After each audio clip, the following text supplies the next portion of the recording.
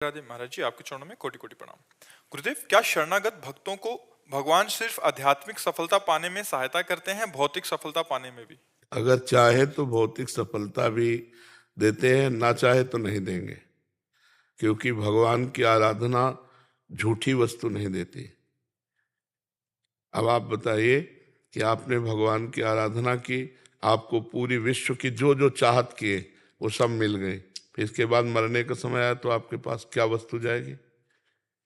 तो ऐसी वस्तु सत्य सच्चिदानंद भगवान की आराधना से मिलना सौभाग्य है क्या? अब हमारी बात बताओ।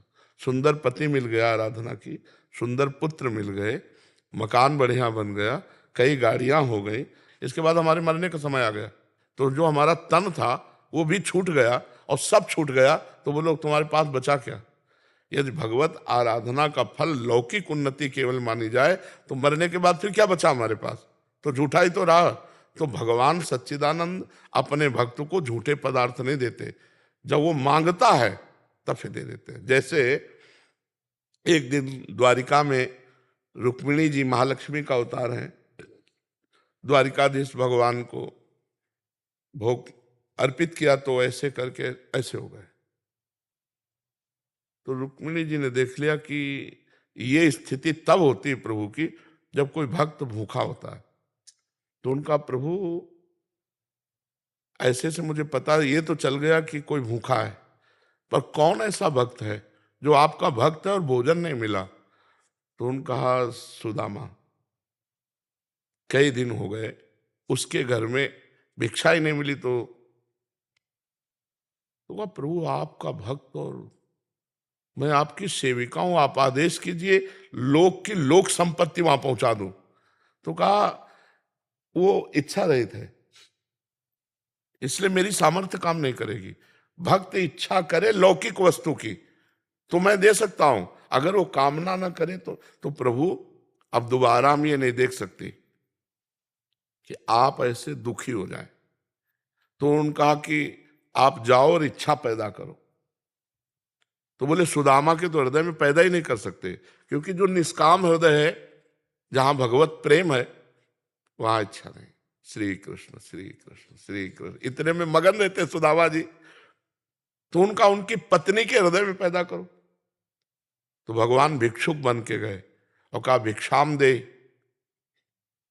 और उनकी पत्नी तो परेशान हो गई कि अतिथि आया, साधु आया दरवाजे, और कैसे बतावें कि यहाँ खुद कई दिन से भोजन ना हमें मिला, ना बच्चों को मिला, ना पति को, और सुदामा जी भिक्षा करने गए थे तो मिलता ही नहीं था। उनकी पत्नी निकली और कहा कि हम सूतक में हैं। सूतक दो प्रकार का होता है, एक बच्चा जन्म होने पर और एक मरण होने पर। तो उनका जनना या मरना भगवान ही तो है ना। तो उनका जनना मतलब जन्म हुआ है, तो बोले 10 दिन बाद आ जाएंगे। बोले नहीं कभी मत आना, हमारे यहाँ ऐसे बालक का जन्म हुआ है कि ये सूतक जाएगा ही नहीं। बोले क्यों मजाक करते? बोले हाँ हमारे यहाँ दरिद्रता का जन्म हुआ है, कि अर्थात हमारे पास कुछ नहीं कि हम आपको दे सकें। तो उनका कैसी बात करते हैं, आपके पति के मित्र हैं द्वारिकाधीश, जिसके भगवान द्वारिकाधीश मित्र हो उसकी ये हालत हो। आप कभी अपने पति से कहा? तो उनका हमारे पति श्री कृष्ण प्रेम में इतने मगन रहते कि इन सब बातों का अवसर ही नहीं कहने का। बोले आज कहना हमारी प्रार्थना है। भगवान प्रार्थना करके गए। तो उनकी पत्नी इंतजार करे जब सुदामा जी आए, तो उनका क्या मिला भिक्षा में? उनका कुछ नहीं। तुलसी दल लाओ और चरणामृत लाओ, उसी को बांट लेते हैं, पान करते हैं। तो उनका सुना है तुम्हारे द्वारिकाधीश मित्र हैं? बोले हाँ। तो बोले एक बार जाके कहो ना कि हमारी हालत ऐसी। बोले कदापि नहीं, मैं नहीं कर, मैं अपने श्री कृष्ण से केवल प्यार करता हूं, प्रेम करता हूं, उनसे लौकिक वस्तु की चाहने। तो मिलने तो जा सकते हो। उसने विचार किया अगर ना भी मांगेंगे तो हालत देखकर दया तो आ जाएगी ना, तो कुछ ना कुछ दे देंगे। तो उनका मिलने तो जा सकते हो। बोला मिलने तो जा सकता हूं, पर दोस्त के पास जाए या गुरु के पास जाए या बेटी के यहाँ जाए तो कुछ लेके जाना चाहिए। जैसे बेटी के यहाँ जाए कुछ लेके। गुरु के पास है तो भाव में पत्र पुष्प जो वैसे, और अपने मित्र के पास जाए, बोले शास्त्री आज्ञा है तो क्या भेंट लेके जाऊं।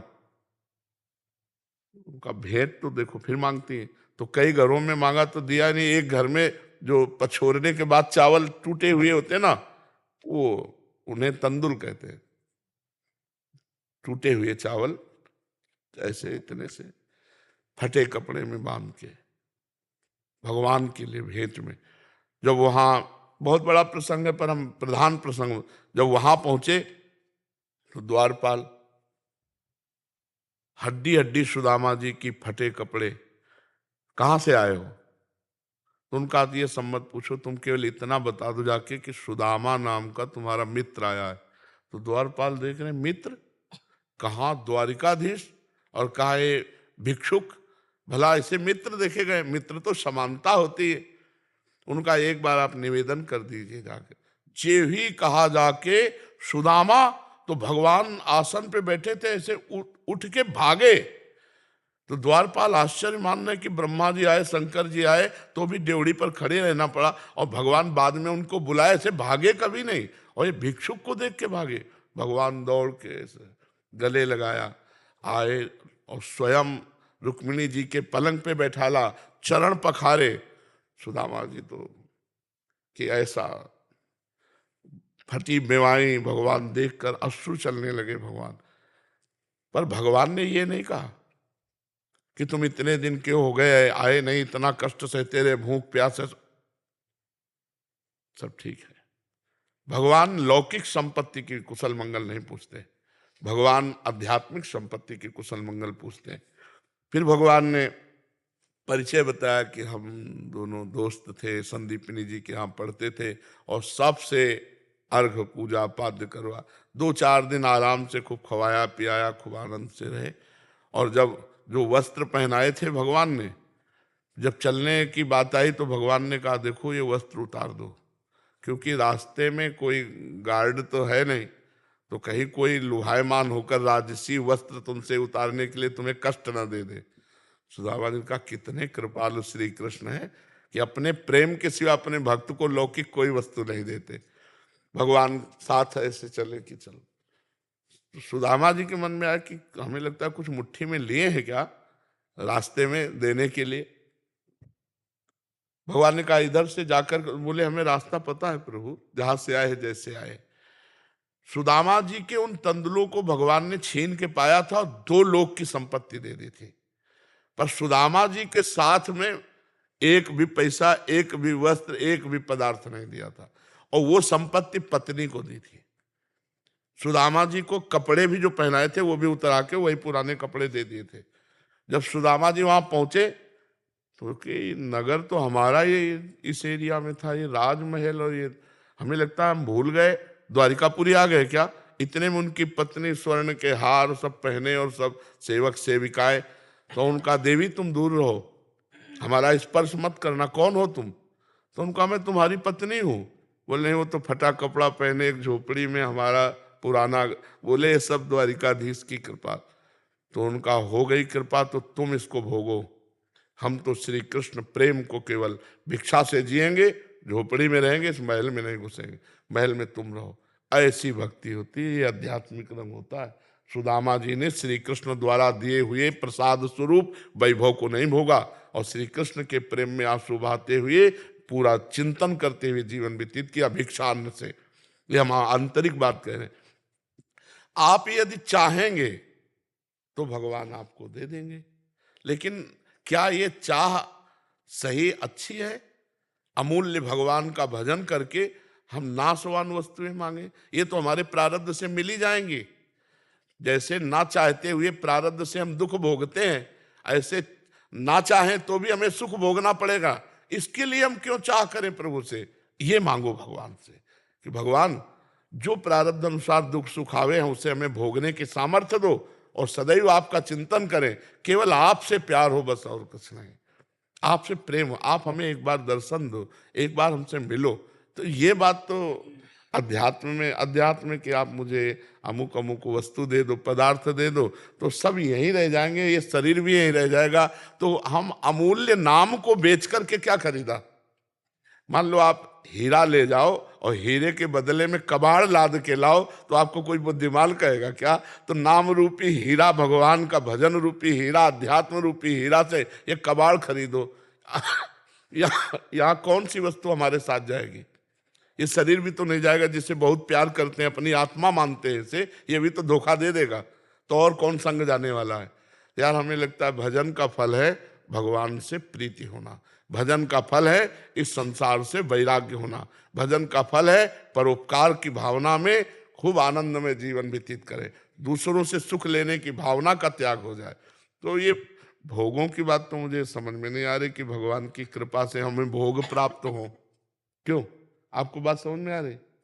और अगर चाहोगे तो भगवान जो इच्छा करी हो मन माही, हरि प्रसाद कुछ दुर्लभ नहीं। भगवान की कृपा प्रसाद से कोई दुर्लभ थोड़ी। ध्रुव जी भगवान का परम पद भी प्राप्त किए और राज्य भी प्राप्त किए। प्रहलाद जी भगवान का परम पद प्राप्त किए, राज्य भी प्राप्त किए। अम्बरीश जी चक्रवर्ती सम्राट भी थे और भगवान के प्रेमी भी थे। विभीषण जी भगवान का परम पद भी प्राप्त किए और राज्य भी प्राप्त किए। अगर थोड़ी भी लालसा है तो भगवान वो इच्छा पूरी कर देंगे और भगवान भी मिलेंगे। तो हमें लगता है सर्वज्ञ भगवान से लालसा क्यों करें? जब वो कह रहे हैं योगक्षेमम वहाम्यहम, तो भैया हम तो ऐसे हैं, आप देख लो क्या देना है और क्या लेना है वो आप समझ लो। जो लेना हो उसको उठा लो और जो देना हो उसको दे दो। आपके हम आपके, नाथ सकल संपदा तुम्हारी, मैं सेवक समेत सुतनारी। बढ़िया आनंद से काहे को मांगोगे भगवान से? काहे को मांगे? अच्छा ना मांग पूरी करें, वो सर्वज्ञ हैं कि इसको दे देंगे तो ये बावरा हमारा भजन ही छोड़ देगा। तो आपकी श्रद्धा फिर कम हो जाएगी कि हम इतना भजन करते हैं, भगवान से मांगा और फिर अगर सही ज्ञान के मार्ग में ना चलो तो अश्रद्धा पैदा हो जाए। जी हिमांशु मिश्रा जी काशी से। राधे राधे महाराज। राधे राधे महाराज जी। महाराज जी, इस शरीर को 2 साल पहले तक भक्ति करना, मंदिर इत्यादि जाना औपचारिकता लगता था, लेकिन जैसे जैसे आपके सत्संग का सानिध्य मिला, भक्ति मार्ग का असली मतलब समझ में आया। महाराज जी, आपके श्रीमुख से सुना है, कबहू मन रंग तुरंग चढ़े, कबहू मन सोच करे धन का, कबहू मन नारी प्यारी लगे, कबहू मन त्याग करे बन का। महाराज जी, ये सारी चीजें इस शरीर के साथ भी होती हैं। महाराज जी, ऐसे में कैसे मन को नाम जप में लगाएं? क्यों? जुबान से लगाओ। उपांशु में बड़ी सामर्थ्य है मानसिक तक पहुंचने की। मानसिक का तात्पर्य है मन के द्वारा जप करना। तो मन जब लग जाएगा तो संकल्प विकल्प ये सोचेगा ही नहीं, इधर उधर की बात सोचेगा ही नहीं। पर इतना पवित्र करने के लिए उपांशु, उपांशु का मतलब होता है ऐसे, हमारी जबान हिल रही लेकिन क्या हम कह रहे हैं ये पता नहीं। तो अब जैसे समाज में है तो हम राधा राधा राधा राधा ऐसे नहीं जप सकते, क्योंकि एक व्यवहारिकता भी होती है, अपनी बात को छुपाया जाता है। हम कीर्तन करते हैं तब तो बात अलग है, लेकिन जैसे हम जप कर रहे हैं तो इसको छुपा के करें। महाराज जी, जब कभी भी नाम जप करते हैं तो लगता है कि पूरा ब्रह्मांड का मतलब सारा प्रॉब्लम दिक्कत पूरा अभी आ जाएगा। हाँ, क्योंकि वो मन के छुपे हुए विकारों को निकालता है ना, इसलिए घबराने की जरूरत नहीं। गंदगी साफ हो रही तो अच्छा लगना चाहिए ना, पर वो मन में जब विषय आते हैं तब जलाते हैं और जाते हैं तब जलाते हैं। ये जलन ही है। कभी सुख नहीं मिला आज तक किसी को विषयों से, तो इसलिए हिम्मत करो। जैसे कांटा लगे तो दर्द होता है और निकाला जाए तो दर्द होता है। तो जब ये गंदे विचार निकलते हैं तो जला के निकलते हैं, ऐसे नहीं निकलते हैं। जैसे स्वर्ण का दोष जलने से नष्ट हो जाता है ना, ऐसे ही जब जलन होती है तो ये दोष नष्ट हो जाते हैं। स्वर्ण को पवित्र करने के लिए कसौटी पे कसा जाता है, आग पे तपाया जाता है। तो ऐसे ही हमारा जब नाम चलता है मन में तो मन से विकार भागते हैं और साधक उस समय परेशान हो जाता है कि यार जब नाम जप नहीं कर रहे थे उसके समय इतने पाप की बातें नहीं आती थी। डरो मत, वो आ नहीं रहे, वो नष्ट हो रहे, वो जा रहे हैं। बहुत आनंद का विषय है बच्चा, बहुत आनंद। जब मन लग जाता है ना तो बोलना भार पड़ता है, नहीं तो बस यही लगता है चल रहा, चुपचाप सुनते रहो। अंदर आनंद जो आता है यही आनंद है। भोगों में आनंद थोड़ी, रुपया में आनंद थोड़ी, पद प्रतिष्ठा में आनंद थोड़ी। मान लिया आप बहुत बड़े पद में, मरोगे तो है ही है, पद लाद के ले जाओगे क्या? ऐसा थोड़ी है कि आप राजा बन गए तो राजा ही बन करके तुम्हारा स्वागत होगा। नहीं नहीं, धर्म के अनुसार चलोगे तो चाहे जो भी आप हो, आपका मंगल होगा, चाहे जहां चले जाओ। तो जब हम नाम जप करते हैं तो अनेक जन्मों के संस्कार हमारे मन रूपी चिप में जमा है। अब नाम भगवान उसे निकाल निकाल कर डिलीट कर रहे हैं। जैसे मोबाइल का मैसेज डिलीट करना हो तो आता है ना, अमुक नंबर अमुक नंबर। तो काम के, क्रोध के, लोभ के, मोह के, मद के, ईर्ष्या द्वेष के, इन सब के मैसेज हमारे अंदर हैं। तो जहाँ भजन में बैठे तो वही सब बातें आती हैं। आ नहीं रहे, जा रहे हैं। ये जब जानोगे तो अंदर आनंद रहेगा, मन जलेगा, यार ये कब हटे और हम आनंदित हो। एक दिन हट जाएगा पर लंबा समय लगेगा। पातंजलि जी ने लिखा है, सातु दीर्घ काल निरंतर सत्कार सेवितो दृढ़ भूमि। जो दीर्घ काल तक निरंतर आदर सहित नाम जप करता है तो उसका हृदय दृढ़ हो जाता है, अचल हो जाता है, पवित्र हो जाता है, एकाग्र हो जाता है। बड़ा आनंद का विषय है। लोभ से लाभ की जो भूख बढ़ती है उसमें सब कुछ सहने की ताकत होती है। जैसे हमारे को लाभ मिलने लगे तो और लोभ बढ़ेगा, लोभ बढ़ेगा तो और लाभ, और लोभ लाभ लोभ लाभ।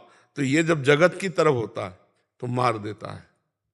मतलब गंदे गंदे आचरण भी कराने लगता है कि वो लोभ लाभ के लिए अपनी परवाह ना करके नरकगामी हो जाता है। हमें जब लोभ है नाम का और जहां लाभ मिला, फिर आनंद से जो लोभ जागृत होगा तो उससे सब लोभ नष्ट हो जाएंगे। लोभ में बड़ी ताकत होती है। जब लाभ का लोभ होता है तो बड़ी ताकत। धूप का समय था, निकलना मुश्किल था, ऐसी गर्मी, और एक लेबर ऊपर चढ़ करके धूप में लाद के ले जा रहा था तो वो बीड़ी पीने लगा। तो उसका मैनेजर होता है, कौन होते हैं वो, ठेकेदार, वो आके उसको गाली देने लगा। और ये हम हितधाम में जब थे तो देखा, जब वो चला गया तो हमने कहा आपने पलट के जवाब नहीं दिया। बोले अरे महाराज हम जवाब देते, गरीब आदमी शाम के 500 रुपया मिलता है, वो भी नहीं देगा तो घर में रोटी कैसे। लाभ के लिए, लोभ से लाभ, लाभ के लिए वो गाली सह रहा है, धूप सह रहा है, मेहनत कर रहा है कि शाम के 500 रुपया मिलेंगे। हमारी शाम जीवन की भगवान प्राप्ति वाली है, तो हम इसके लिए दुख को सुख को दोनों को बराबर सहें। अंदर जो विकलता आ रही, व्यथा आ रही, उसको सहें। क्योंकि लाभ का लोभ होगा तब आप सह सकते हो, नहीं तो नहीं सह सकते। जब ये हो कि हमें भगवत प्राप्ति रूपी लाभ मिले, हमें आनंद रूपी लाभ मिले, हमें शांति रूपी। देखो रुपया पैसा भोग सामग्री से किसी को शांति नहीं मिलती, किसी को परमानंद नहीं मिला आज तक। सब व्याकुल हैं, वही भोग वासना, वही धन, चाहे 50 करोड़ बैंक में जमा हो, लेकिन तृप्ति नहीं है, शांति नहीं है, वही लाभ की आवश्यकता। अच्छा तुम मरोगे तो ले जाओगे बैंक बैलेंस क्या? यार थोड़ा तो मरने को सोचना चाहिए, तभी भजन में हमारी वृत्ति लगेगी कि एक दिन तो मरना है। और वो हमें पता नहीं वो दिन आ जाए हो, पता नहीं अगली श्वास ले पाए कि ना। तो हम वो परम धन जो भगवान का हमारे साथ चलना है उसको तो हम भूले हुए हैं, और जो धन हमारे साथ नहीं जाएगा उसकी कमाई के लिए हम अपने जीवन को अर्पित किए हुए हैं। तो बड़ा अज्ञान है। इसी अज्ञान को मिटाने के लिए सत्संग है, शास्त्र स्वाध्याय है। तो खूब नाम जप करो और चिंता मत करो। पहली बात तो तुम अलग हो, मन अलग है। तुम भगवान के अंश हो और मन प्रकृति का अंश है।